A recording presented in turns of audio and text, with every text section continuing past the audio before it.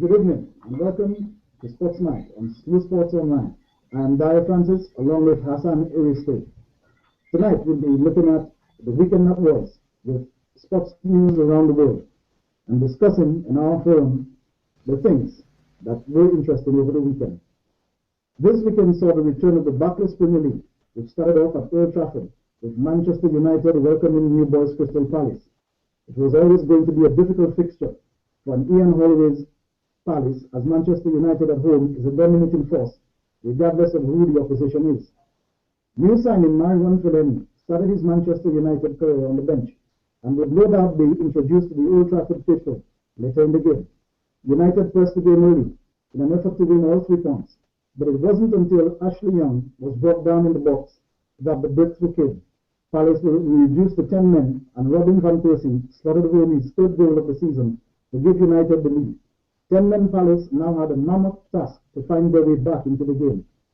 In the second half, Crystal Palace for a brief moment seemed to find some steam as they moved the ball around with confidence, but that was short-lived as Wayne Rooney stepped up for a free kick and curled the ball beautifully over the wall away from the Palace stopper for a second. In the 62nd minute, Anderson was substituted and on came Myron Fellaini for his debut. The Belgian looked relaxed and his usual steady self. For a moment, it seemed that he would open his account for Man United with a volley from a loose ball outside of the box, but he was denied by the Palace keeper. Manchester United went on to dominate the last few minutes of the game to secure all 3 points with a 2-0 win over Palace.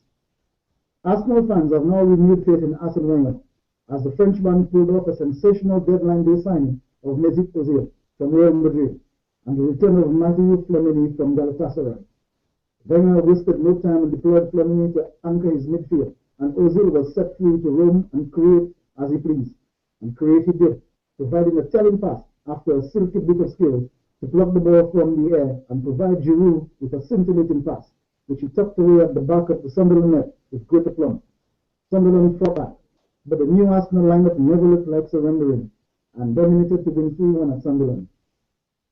Elsewhere, Jose Mourinho's Chelsea visited Goodison Park, with new signing Samuel Eto'o spearheading the attack. Fernando Torres started on the bench, and Ben Baba seems to be missing altogether. It would seem the troubled Chelsea strikers have much to ponder. The talented Chelsea team piled under pressure early on, as Everton and new manager Roberto Martinez impressed with solid defensive displays. Tim Howard almost cost his team dearly at one point by giving the ball away to Chelsea in his own box. Schürrle picked up the loose ball and squared to Eto'o at the top of the box, with the goal gaping and Tim Howard scrambling, but the goalkeeper's blushes were spared as Myron Fellaini's replacement, Gareth Barry, on loan from Man City, put in a brilliant block denying Eto'o for what was surely his first goal for Chelsea. Everton recovered from the lack of concentration and played patiently, possessing the football.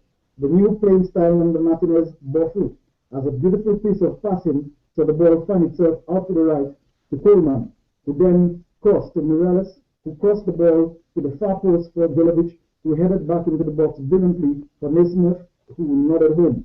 Arguably the easiest goal he will ever score against a scrambling Peter Cech. Roberto Martinez claimed his first home win for the season as new Everton boss with a 1-0 victory over Chelsea. Manchester City are one of the clubs to change manager this season after failing to win the league despite finishing second last season. Manuel Pellegrini was brought in to do what Roberto Mancini could not do, which is to have the team competing for the Champions League trophy, a trophy Pellegrini himself has never won. However, domestically he has failed to engineer a less than perfect start with 1 win, 1 loss and 2 draws. The second draw was at Stoke, more of a victory for new manager Mark Hughes, who was once an employee of Man City and was dismissed and replaced by Mancini. Mark Hughes' Stoke held the rampaging Man City to a 0-0 draw at home, making life difficult for the new manager. Newcastle went on to beat Aston Villa 2-0 in an uneventful afternoon, securing the first 3 points on the road in 22 games. West Ham still without injured Joe Cole and Stuart Downing drew 0-0 with Southampton. The Saints put on a footballing display which caused West Ham keeper UC Raskalainen to put on a man-of-the-match display with some fantastic saves. Tottenham Hotspurs beat Norwich City at home 2-0 in an impressive display of attacking football. To give Spurs one of the best starts of the season, Hull City took on Cardiff, both being new boys to the Premier League. they slug it out in what was entertaining. That saw Cardiff rescue the game with an injury leveler. The final score was 1-1. Over to La Liga. Much has been made about Gareth Bale's record signing by Real Madrid, which eclipsed his new teammates Cristiano Ronaldo mega signing of £80 million. Bale was handed the start by Carlo Ancelotti at Villarreal, despite not being fully match fit, and to no surprise, he opened his account by scoring an equalizer in the 39th minute. It would seem that Bale's amazing run of form has not waned and is continuing right where he left off. Ronaldo also netted to give Real the lead, but only for 4 minutes, as Villarreal came back with a vengeance and equalized. The match finished Real Madrid 2, Villarreal 2. Barcelona continues their dominance with a 3-2 win over Sevilla, and what one can describe as the most exciting match in Spain thus far. Though it is early days in the season, the team that looks most in form is Atletico Madrid, with a 4-2 win over Almeria, which plants them on top of the table with 12 points ahead of Barcelona on goal difference. In Germany, Bayern Leverkusen warmed up ahead of the Champions League match against Manchester United with a 3-1 win over Wolfsburg, while Bayern Munich continues the dominance with a 2-0 win over Hannover 96. The pick of the weekend games in Germany, however, was Borussia Dortmund at home to Hamburg with a result of 6-2. Dortmund's fine run continues as Lewandowski scores a brace, demonstrating his world-class pedigree to the Dortmund faithful. Borussia Dortmund now sit firmly on top of the Bundesliga with 15 points, with Bayern Munich second on 13 and Bayer Leverkusen third on 12. In Serie A, Rafa Benitez's Napoli lead the table with 9 points, ahead on goal difference with Roma second and Inter Milan third. Juventus dropped to 5th place with a draw, and AC Milan sit at 9th, having difficulty in the start of the season. On to cricket. Brian Lara has now joined Trinidad and Tobago in the Cricket Champions League in India starting tomorrow. Lara's role is a welcomed ambassadorial position and a mentor to the players to usher them into the Champions League cricket tournament. We wish them lots of luck. Hassan, good evening and welcome to Sports Night. Good evening, Dyah. Good evening, viewers. Hassan, I understand that St. Lucia has a contingency of female netball team currently out of the country. Could you tell us more about that? Yes, the volleyball team, the women's volleyball team, they traveled yesterday. They traveled over to Nebraska, and I mean they have this very interesting tournament in Nebraska. They're in a group with the Canada teams, Costa Rica and Puerto Rico.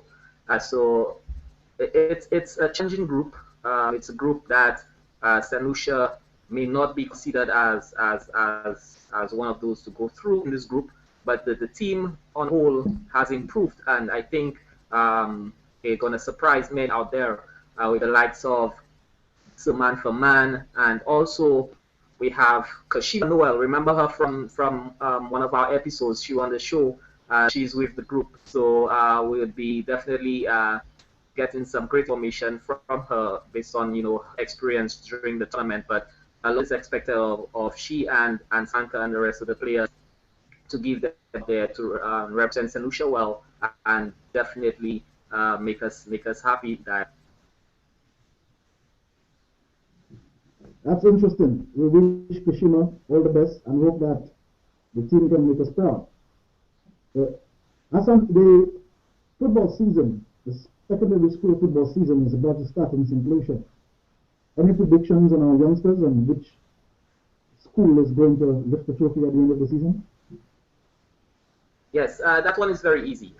In terms of which school is going to win the trophy, very easy. You want an answer? Why not? Yeah, check your WhatsApp. I just messaged you. Yeah, but really and truly, I can't say who's gonna win, but I could tell you who I want.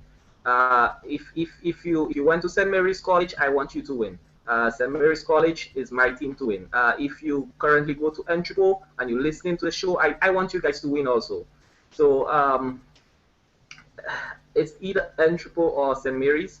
If I were to go on the school I went to, I take St. Mary's. I go to the school that I'm really close to, which I coach, I would have to say, and Triple. So I hope that one of these teams go on to win this year. Hassan, it would seem that you've taken a diplomatic position and answered in a manner where you've taken no sides whatsoever. Being a college boy yourself, I'm sure you want to Mary's College to win. Definitely. Let's move on to the weekend's action. Much to discuss, as we know the new signing Marion Fellaini made his debut. But before we talk about Fellaini, let's talk about Arsenal. Deadline day transfers on September 2nd at midnight saw some amazing transfers take place. And in my opinion, I think Arsenal, in all the world, Gareth Bale's 83.5 million transfer. I think Arsenal and Arsene Wenger finally got it together with the signing of Ozil and the return of Matthew Flamini. Nobody's spoken about him, but Arsenal has now anchored the midfield with a defensive midfielder and brought in a very talented young German playmaker who already, the game against Sunderland was amazing. The way he took that ball down and scored it across. I think Arsenal turned out to be one of the better teams this season, despite losing to Aston Villa 3-1 on opening day. And they may just now regain or come close to regaining that fame they once held. That's what I believe, Hassan, but I'm sure you're thinking differently. How do you know I'm thinking differently? I don't quite understand. Because you see one color, you see red and nothing else. You're a Manchester United fan. Yeah, that time it's definitely that time of month. But Arsenal, we must say, they did some good business in bringing in. But interestingly enough, I spoke to an Arsenal fan today, and he told me, I'm not saying that I'm not an Arsenal fan. Everybody knows who I support. We know that Arsenal is a wonderful team.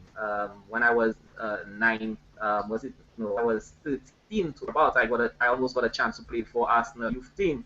So who says I'm not supporting Arsenal? Anybody?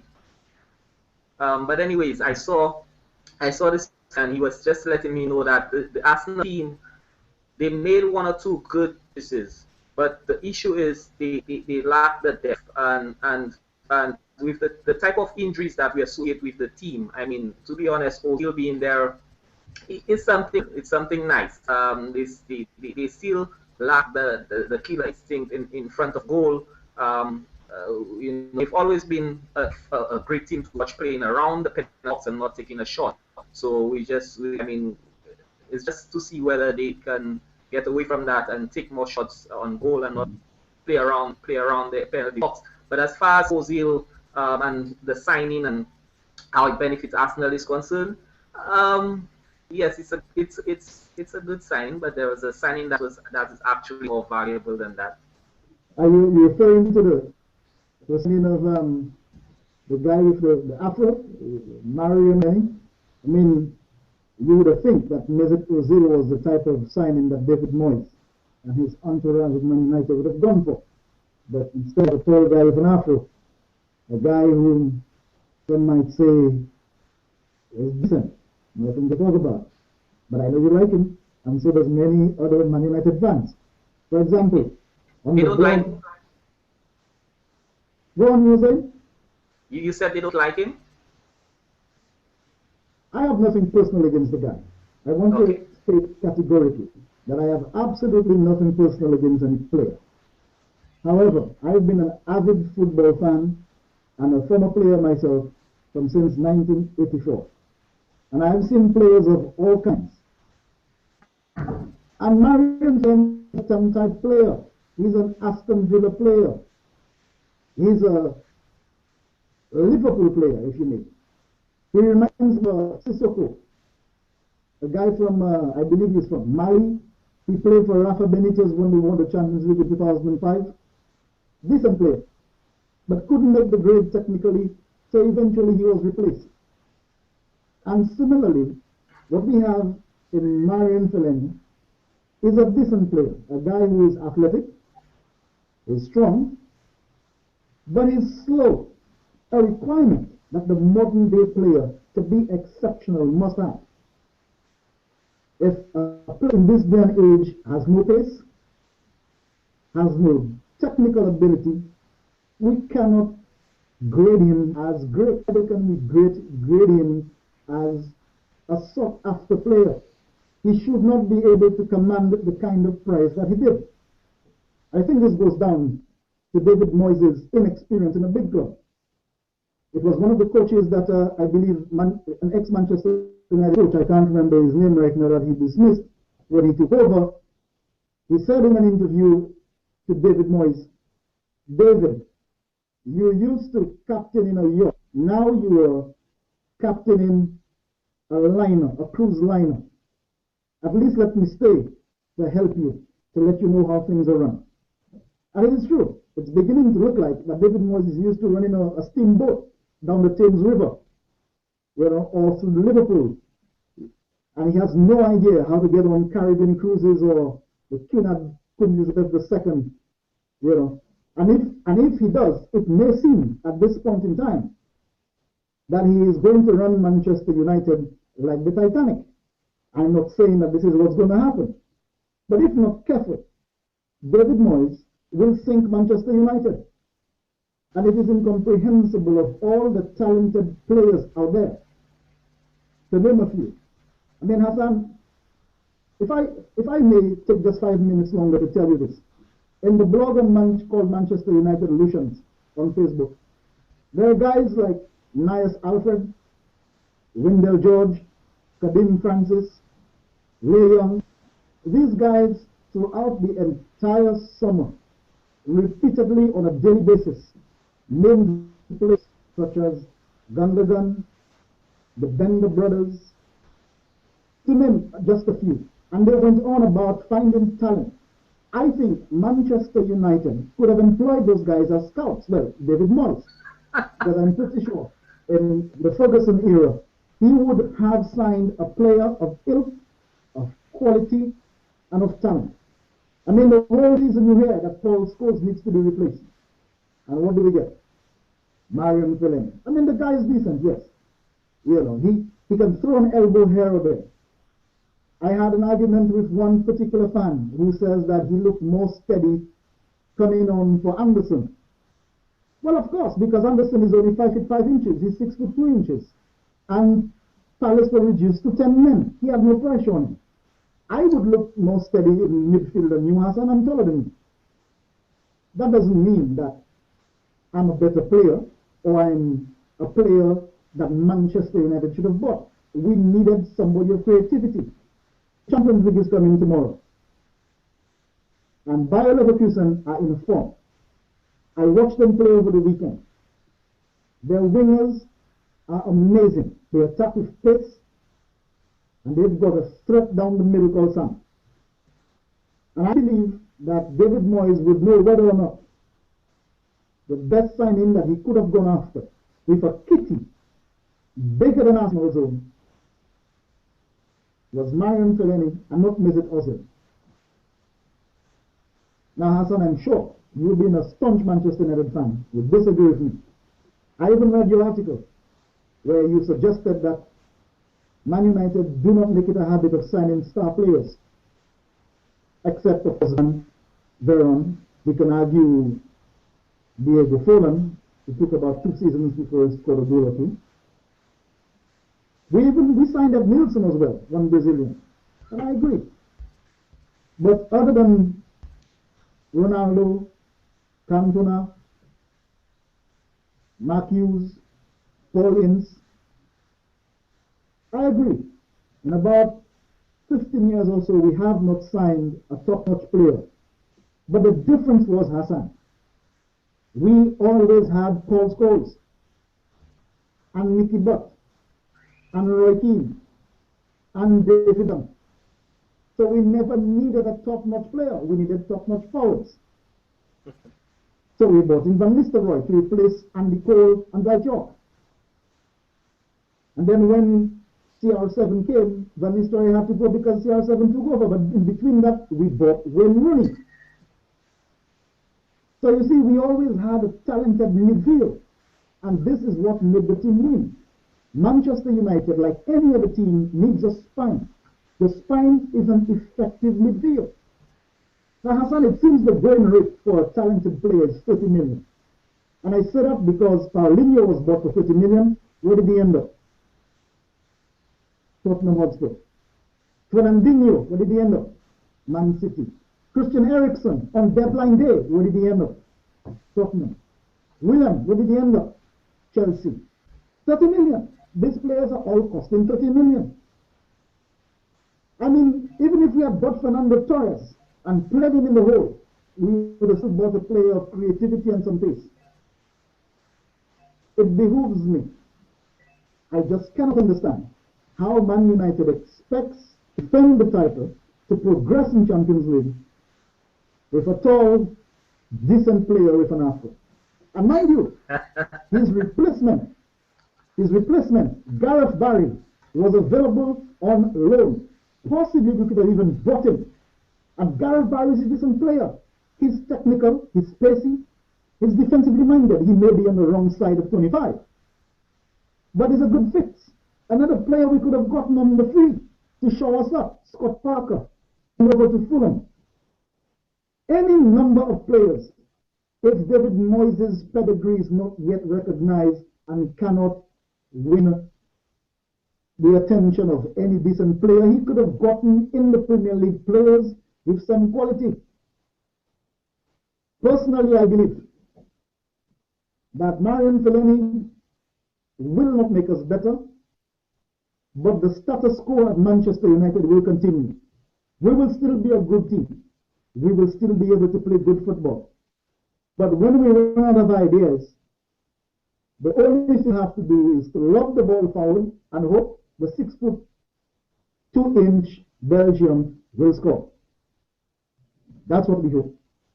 Or maybe he will bully somebody, get the ball, and score. That's all we got to hope. And so at the end of the season, he scores 5 goals and Cleverly scores 0, Anderson scores 0. The fans will still say, oh, he was a great player because he scored a couple of goals. Maybe so. I think that David Moyes needs to go out in the window in January and sign us a talented player. Maybe then Fellaini can play possibly in a holding role. The role that he inspires or has aspired himself to become. The one Roy Keane's successor. Yeah, right. If only Roy Keane heard about that. Roy Keane has been silent from football for a while. I'm pretty sure that Roy Keane, when he heard this, he would have laughed. Because Marion Fellaini, in Roy Keane's day, can't even come close. And Keane wasn't technical. But Keane would leave one box and move to the other in speed. And come back and move to the left and the right. And he would tackle. And a tackle that would probably cost you your playing career. But he would tackle and win that ball. And rig the game. And Keane has single-handedly inspired Man United to win games where he got that ball back and distributed it to a playmaker, the playmaker being Paul Scholes. Dyah, sorry to interrupt, but I just had to come in at that point. You mentioned Paul Scholes, so I needed to interrupt you. I mean, after listening to 1/8 of what you said, I was not really hearing anything. I tried my best. I think I have some internet problems over there. But I must agree with you, Fellaini is a wonderful signing. That's what you said, right? But anyways, just to go through what you said. Did Manchester United contact a chance? Since you had some experience in football, did they try to sign you over the summer? No. Okay, just checking. But as in my article, I mean, I made mention of the interest. Moyes really wanted 2 players. We could say all what want. He was just going for me and Baines. He probably would get 1 or 2, but he wasn't going for much, and it was just to sidetrack everybody with all these major signings that are gonna come in. One thing I must say, I will not disagree with you, neither will I agree for sure. But I'm happy with the lack of signings because of various reasons. Manchester United has some youth out there, and we're losing our youth players, and I think now is the opportunity for them to step up. We have to swallow it, we have to accept it, but guess what? The guys like Yanise, Zaha, these are guys who need to give playing time, one way or another. Chicharito, he's, I mean, looking like he's going the pecking order. Welbeck, you wonder where Welbeck will play, you know, and he scored so much for England. Have all of these different things. I've not even mentioned Kagawa. So it's not anything to say that I didn't need any one major signings. If you have to make a signing, really and truly, I believe the control, the power, you know, that's something we don't have in our midfield. And this guy fits it. He fits it. He can control a game. He has that power that he can, you know, bully on the field, and he can you know, he is that character we need in the midfield. You talk about Baines. Baines not coming, it has helped. If he did come, the best time for him to come would have been last day of the season, where everyone knows that he cannot leave. Because you see, Baines coming in, probably everyone would have left. But it gives Fabio now hope to stay in that team. So there is that fight that can happen. So it's now up to the players to push. This is why I still stand to what I'm saying. Although I may not support Manchester United, you know, I will not say who I support. I mean, this Manchester United team, I'm very afraid of the team. I mean, I'm afraid of what? I'm not afraid of how they're playing currently. But you know what I'm afraid of? I'm afraid if they gel, they could be dangerous. I see these two young guys, Zaha and Yanise. I see them as two dangerous players. I mean, they will definitely have some company when they come up against the top teams. But even the commitment that, other than he's having Spree and Valencia, his attitude now to prove himself. I mean, have a lot that the guys are looking to fight for the sport, and that's a good thing. So I mean, I have so much to say about it, but I see we have some questions. I see we have some questions coming in, Dyah. We have some questions coming. Let me give you a question. I want you to talk some more and tell me what you think. We have a question from Nias Alfred. Let me read what he says. He says, so Dyah, why so much faith in Anderson and not new boy Fellaini? Who do you really think would be the answers to Man United's midfield problems? Fellaini versus Anderson in the Premier League, based on past performances, who is better, Dyah, and who should start from Man United?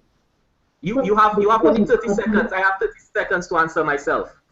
Well, the question is two questions. Who would I want to see start for Man United? And based on past performances, who is better? I'll answer the latter. Based on past performances, nice. Fellaini is definitely better in terms of more goals, in terms of solidarity, better performances. So yes, on that he wins. I don't have faith in Anderson because I like him. Neither do I have faith in him because I think he is better. But I have faith in him because I think he's more creative, and this is what we need at Manchester United. So if I had a choice, if I was the manager of Man United, I would play Anderson. How would I play him? That's a different thing. The boy's better position is on the top of a diamond, or more forward or in the hole, in the number 9 position. Correction, in the number 10 position. And that is where he should play. But on Saturday, Moyes employed a 4-4-2 position. Anderson does not have the meat required to run the midfield, and Carrick is already slow. Though Carrick is having a good season again, there is no way he can perform. So logically, it would seem that Fellaini has to start to give us that solidarity. But Manchester United are not a defensive team. We don't win games by defending. We win games by attacking. So, to answer your questions, Myers, Fellaini has a better record than Anderson in past seasons in the Premier League. Therefore, I suppose that makes him a better player. And as for my faith in Anderson, I believe in attacking football, and this is why we win games. That is why I would play Anderson, I would play Nani, I would play Kagawa, I would play Lingard, and I would play Januzzi. I hope that answers your question. let's see what the people think about that Dyah. Well, we have more questions coming in there before we get to that. We have a question here. We have another question, but you didn't give me a chance to answer this one. Go on. Do we have one more question coming in? Yeah. Whereas your answer took a minute and a half, my answer is going to be straightforward. I would choose Fellaini to begin with. Clearly, Hassan is under pressure right now. I see he's feeling the pressure of Fellaini being on the bench. But yes, I love Anderson and his forward thinking. But in terms of control of that midfield, I believe Fellaini and Carrick make a good duo, and I think it's something that should be tested some more before we go back to Anderson or Cleverley side of things. But for now, yes, formation does play a part, as you said. Any given day, if I have to choose of the two, Fellaini right now would be my choice. Next question. Yeah, you wouldn't say Fellaini now, wouldn't you? Yeah, it's almost as if you want Manchester United to become a defensive team. Somebody blogged on the weekend. Well, we need to defend our title, right? Yeah, but listen to me. Somebody blogged on the weekend that Manchester United is now better defensively. Hello, Marian Fellaini played for 30 minutes or so, and he only played on Saturday. Before Saturday, the person didn't make reference of. The thing is, they won't defend him, won't they? We don't need Marian Fellaini to defend. We have a fit Vidic. We have a fit Ferdinand. Dyah will be back. Dyah, you miss it. The Yes, person sir. don't be a politician here. The person didn't say because Manchester United bought Fellaini that we're better defensively. The person said that Moyes being better has shown that, and they also went on to say that, I read it, I can't remember who, I don't know if it's Mickey Mouse, one of those persons part of the group, but the person said that it's probably because, or somebody else said that it's probably because he's sticking to the Ferdinand and Vidic pair, which Sir Alex played with a bit just to give the other guys a chance and to grow them. So he never said because Fellaini was there. I remember clearly. So you try to do this guy's comments around, and I leave you for that. You're gonna do that in the group later on when the guys start blowing you off. Next question. But the implication was that we are now better defensively, and that's not necessarily the case. There's a question that came in on the Borussia Dortmund player, Reis. It's a question for both of us as to what do we think of him. I'll let you, if you're not familiar with him, I'll tell you about him. He is 24 years old, and he plays for Borussia Dortmund, and he was very impressive and instrumental in Dortmund's 6-2 win on the weekend. Personally, I think that this guy is extremely talented. And at 2-2, when Dortmund, it seemed that the game was leaving them, he put on one of the most outstanding performances thus far. As a result, Reis has more or less replaced Götze, who went over to Bayern in the summer. Yeah. And what has happened now is that Dortmund is on top of the table, and I think that they're aiming for sharp. They were able to stop Lewandowski and ensure he stayed for at least one more season, but the guy is showing his pedigree. And I think come the summer, if Dortmund performs at the rate they're going, they're going to have trouble to keep those two players. What do you think, Hassan? In terms of whether he can be in the Premier League, I'll have you answer that. Can he? Of course. Of course he can play in the Premier League. Oh, okay. All right, yeah. I just asked. I ask you because I think the only person who can play in the Premier League right now is Fernando Torres. Well, that's harsh on the guy, because at Liverpool he was the best striker around. I mean, that's the same way. That's the same thing. Dyah, that's the same thing as saying you can still play football. I mean, you cannot play football right now. Before you could have played, but cannot play right now. So terrible at playing ball. Fernando Torres used to play well. I don't know. Maybe if he comes to Man U, we change that, right? I agree with you, Hassan. It goes. What you were saying basically supports my theories that he was good as your last game, and this is how you judge. And oh gosh, I suspect you had a great last game. Suspect you had a great last game, right? If Samuel Eto'o, a 32-year-old, can come and replace Fernando Torres, I think he needs to find a new club. I think he needs to pay a club to take him to play. Probably move to Cardiff for Hull. They could use him. The guy still has talent, but for some reason, I don't know what went wrong. From the minute he got transferred from Liverpool to Chelsea, that was it. He was over. Maybe it's climate change. Yeah, I don't know. Let's move over to Spain. Let's have a look at Spain. I mean, I watched the game and I read some articles, and it was said that Gareth Bale looked like a Welshman in the wilderness. I had no clue. I mean, give the guy a break. He has a price tag of £83.5 million on his back. He's in a new country. He's a young boy. He's only 24. And yet, he still found the back of the net. You know what's going to happen, right? I'm going to go right back. Manchester United and David Moyes willing to spend £80 million on Cristiano Ronaldo. And Gareth Bale was there. If that money was available, and I believe it was. It is. We have that money. Why not? Why not buy Bale? Can I say something? Finally, a replacement for Ron Giggs. Why not? Can I say something? I like Barcelona. Go on. Dyah, let's be honest here. If Bale were to go to Manchester United, something have to happen. One of them being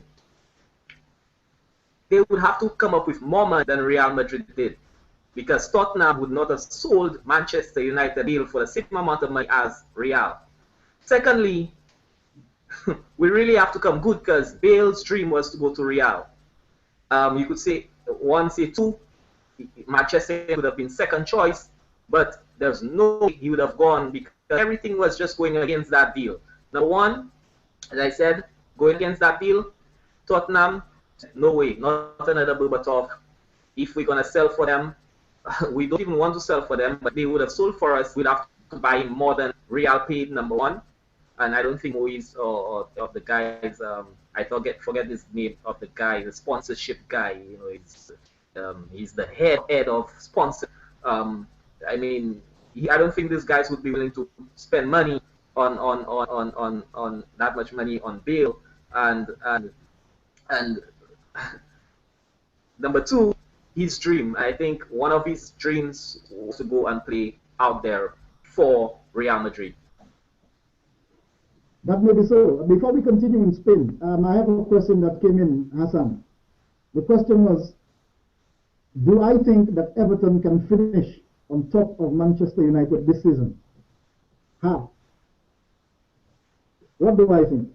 Well, if I were to say honestly that this is what I want, then I'll be lying. Can you say that question? Repeat, please. Do I think that Everton Football Club can finish above Manchester United this season? And what's your answer? Well, the answer is simple. The season isn't over yet, so we don't know. We have to wait till it's finished. However, I'm asked to opine on a possibility, and this is football. Anything is possible. But if you look at how Everton played against Chelsea, if they can sustain this type of play, where they're confident on the ball, they're technical, they're solid defensively, and with the new signing of Romelu Lukaku from Chelsea on loan, who scored some 13 goals in the season last season for West Brom on loan, it's possible that Everton, David Moyes' old team, with a new style of football, it's possible they can finish above Manchester United. But but let's wait and see. So you want to answer that one, right? Listen, Everton. Okay, here's what.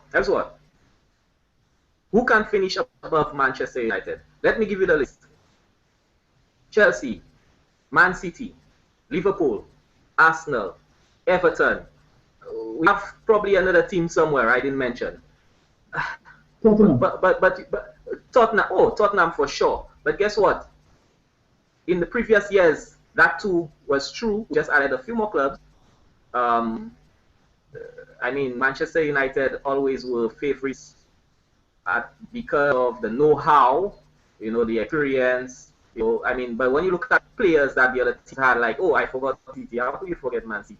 These guys over the past few years have always brought in players where you wonder, wow, how could the team? But it still remains.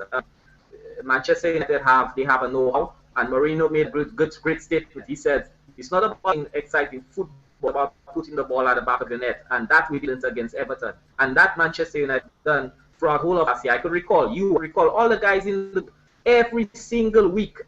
Was an argument. Oh, we have the wrong team. Oh, we didn't play well. Oh, we play. But guess what? In the end, guess what we won?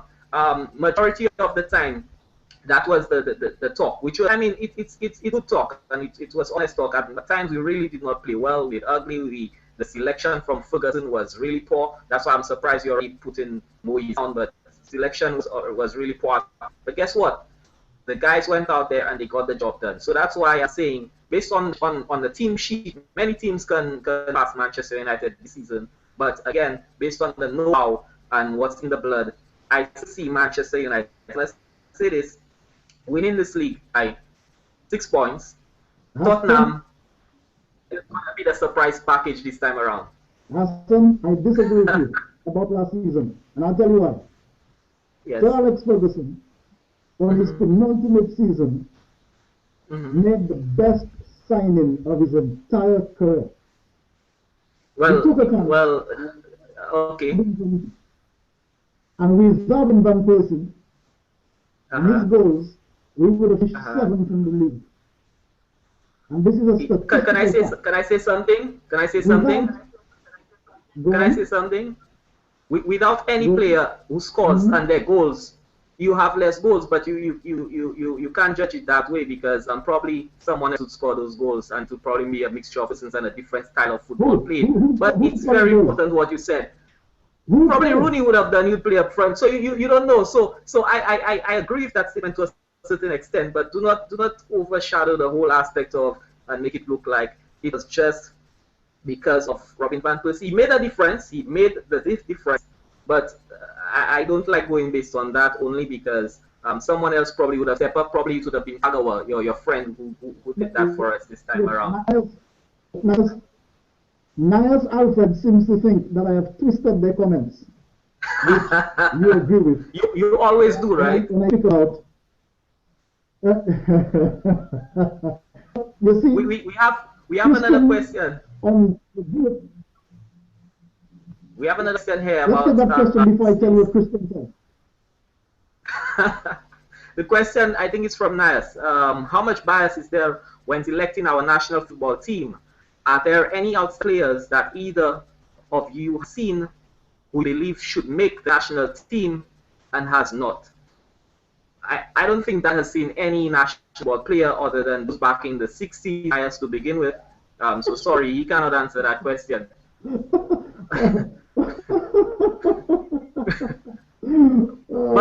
Nias, I'm going to answer this question, and I'm going to answer it this way for you. I do not know. What I know is that there is talk about certain players not given an opportunity and the whole bias thing. But you know what I want to answer this question with? It's one of the things that SLU Sports online will be looking at.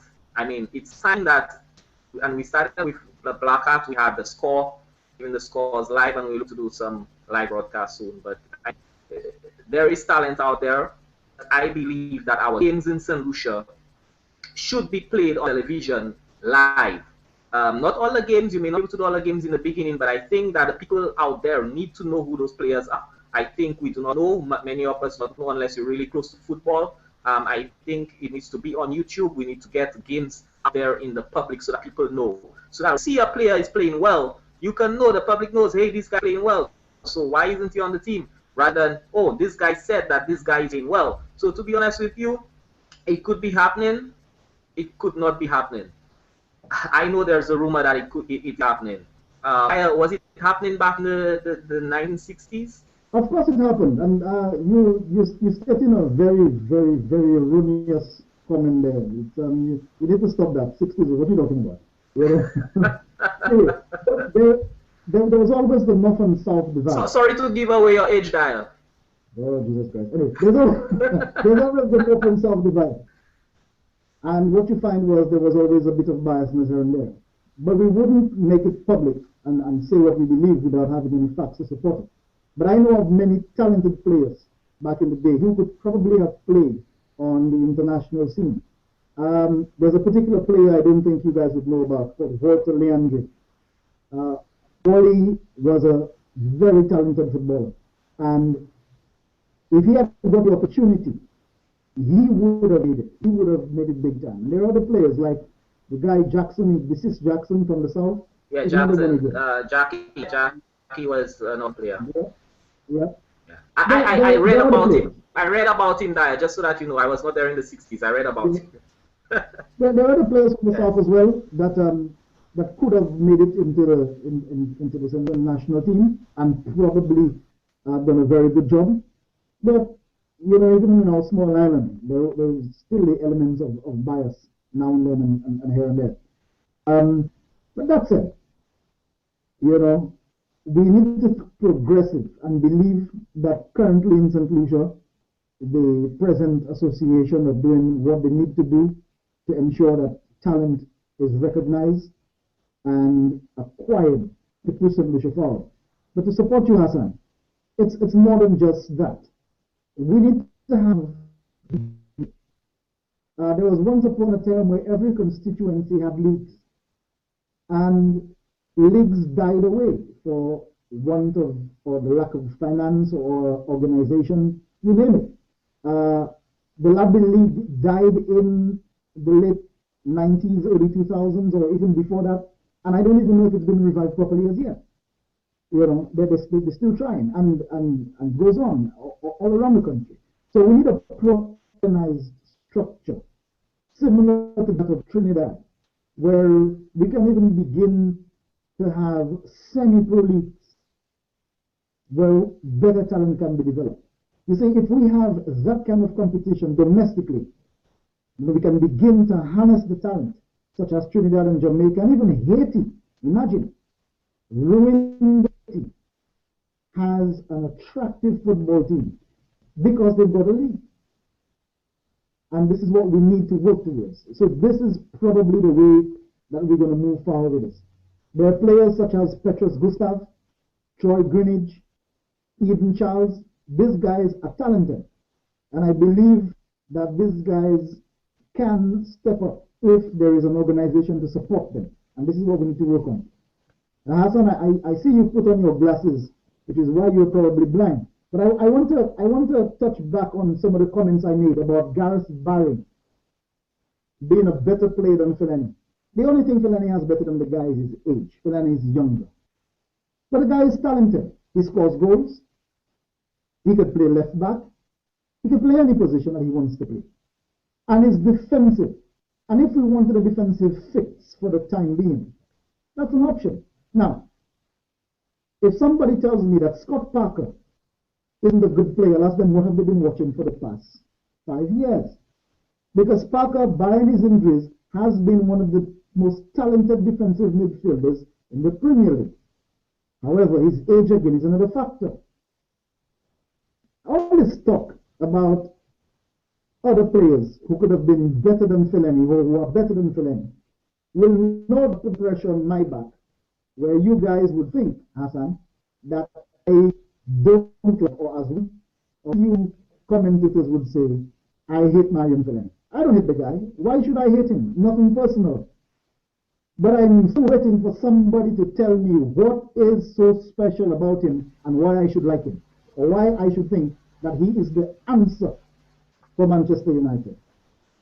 I'm even waiting to see if he can actually be the next World King. That would be nice, wouldn't it? So I'm being fair. Now, Christian Classic defends me on the defensive issues. In the group, he posts how it is the solid pairing or the reuniting of Rio Ferdinand and Manjovic. Both of them in their 30s. Both of them injury prone. So maybe Manchester United is some very good medical expertise to keep the guys healthy. And that is why I think we're now more solid defensively. We've only conceded 2 goals. One against Swansea, you just couldn't avoid. That was a brilliant goal. One against Liverpool, you have to call it lucky. Other than that, defensively sound. And David De Gea, he looks like he's never going to lose the form he found. So Hassan, tell me why Marion Fellaini will make such a difference in Manchester United. I'm still waiting. Yes. Dyah, as you could see, I'm more than ready to answer that question. You know, before I even answer that question, I just want to just make a short note on that local issue we're speaking about earlier. You made a valid point about semi-pro leagues. And I just decided to wear this because, you know, you need to have this kind of thing on you and you know, for you to be able to make a statement that people are going to listen to you, you know. I have my doctorate somewhere. Let me look for it. But you know, I mean, there are so many people have that view that we should go this. Some persons do not want it. Some persons are afraid of that change. But you know, let's be honest about it. We need this thing going, right? So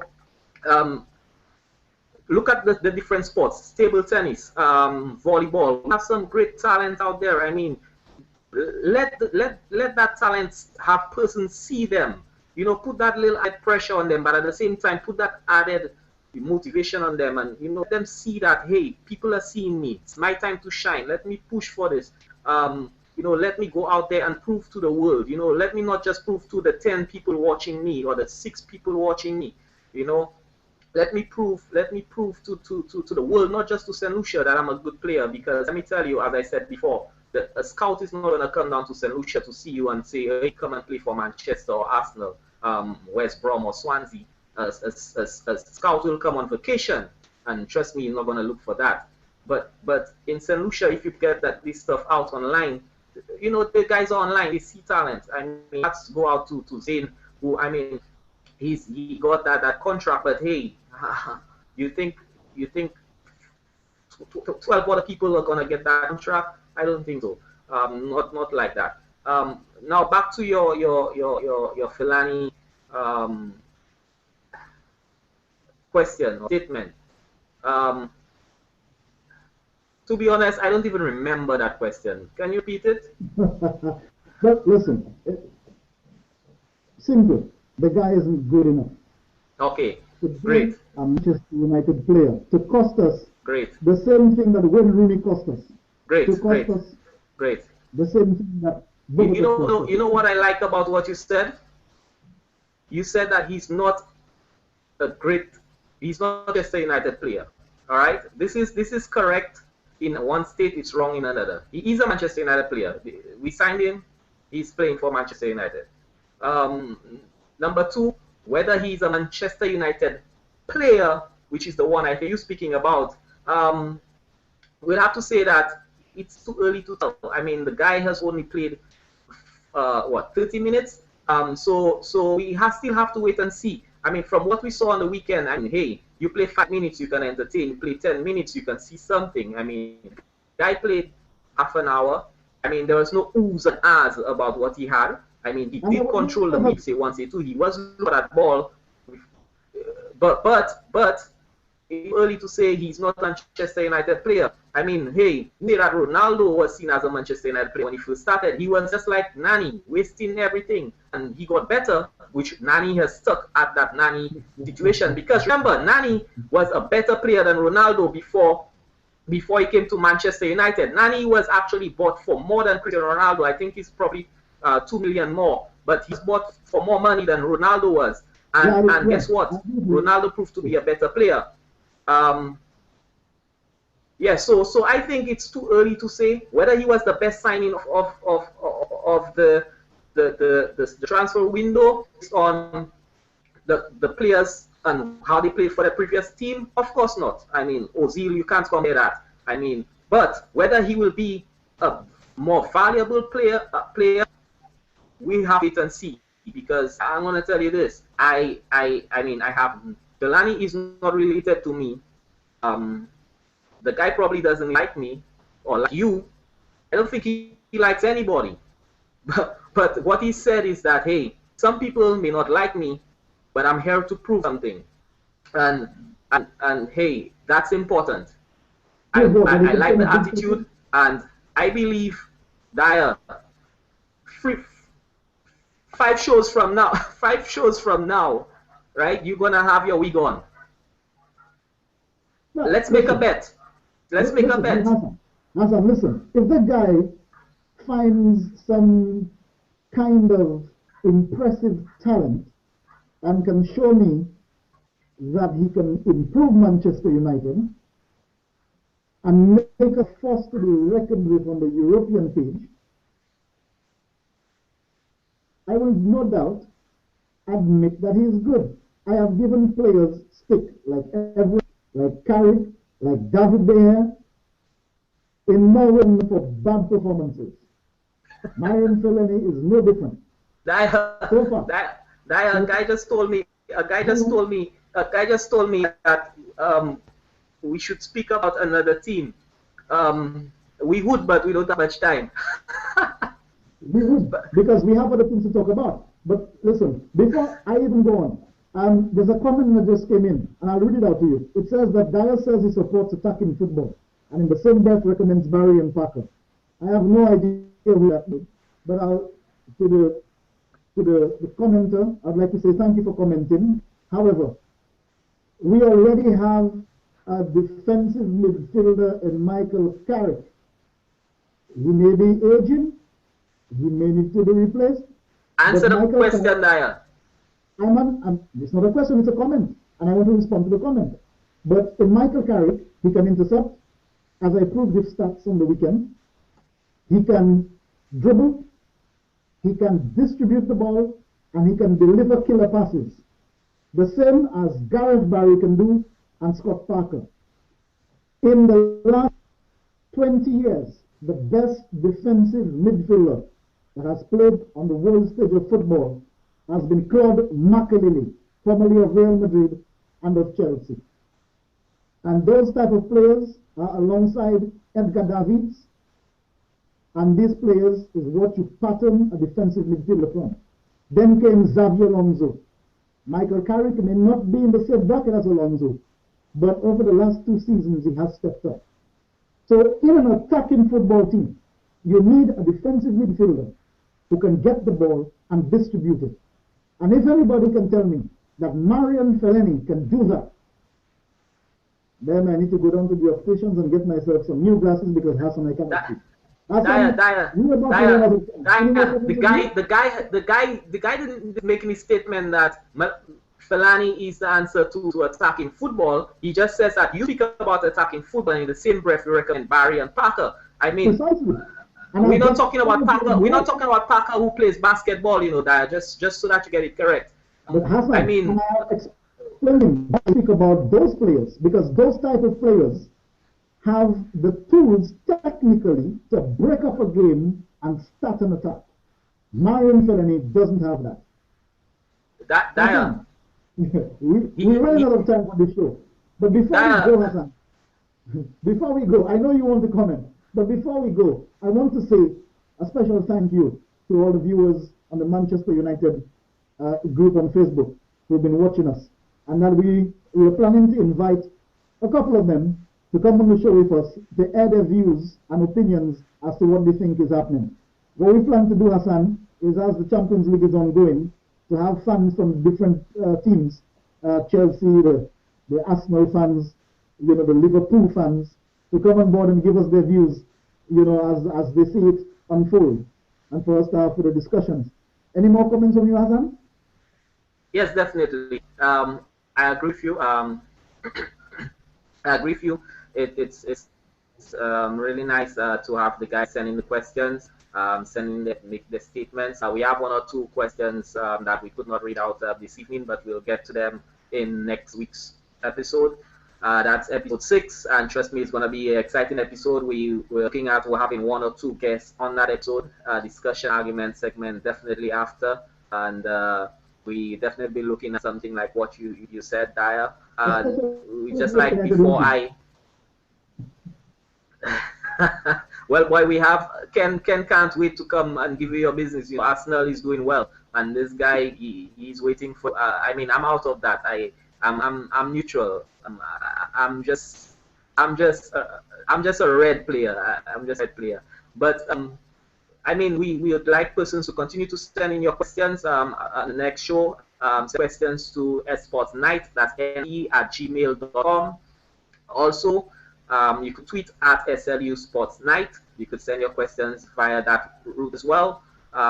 Also, we have a show coming up very soon called TTT. It's the trick that thrills on DBS, and listeners are encouraged to send in their videos from now. You could send your videos to SLU Sports online at gmail.com. That's SLU Sports online at gmail.com. You send in your videos, 15 seconds to 20 seconds of a trick, some amazing play that you did in whichever sport that you take part in. You send these, and the tricks are going to be aired during the week. We're looking to collaborate with DBS on this, and the winner announced on Friday.